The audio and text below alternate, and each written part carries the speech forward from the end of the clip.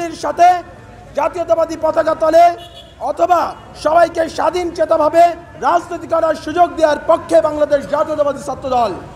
বাংলাদেশ জাতীয়তাবাদী ছাত্রদলকে যদি কেউ কুলসিত করার চেষ্টা করে 1 ইঞ্চিও অস্তিত্ব রক্ষার লড়াইয়ে বাংলাদেশ জাতীয়তাবাদী ছাত্রদল 1 ইঞ্চিও ছাড় দেবে না। আমি স্পষ্ট করে বলতে চাই, কুয়েট বিশ্ববিদ্যালয়ে যে ঘটনা ঘটেছে, বাংলাদেশের আর একটি ক্যাম্পাসে এমন ঘটনা বাংলাদেশ জাতীয়তাবাদী ছাত্রদল দেখতে চায় না।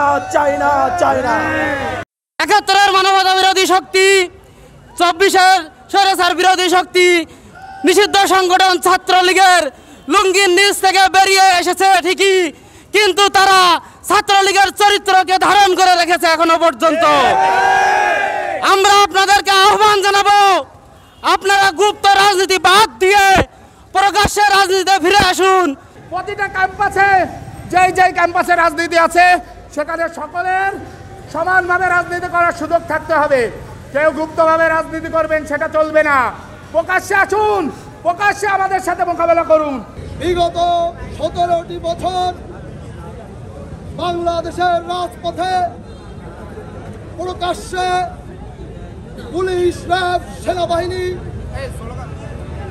কতিপয় দুষ্কৃতিকারী সদস্যের বন্দুকের নলের সামনে দাঁড়িয়ে বুক চিতিয়ে ছাত্র রাজনীতি বাংলাদেশের মাটিতে করেছে।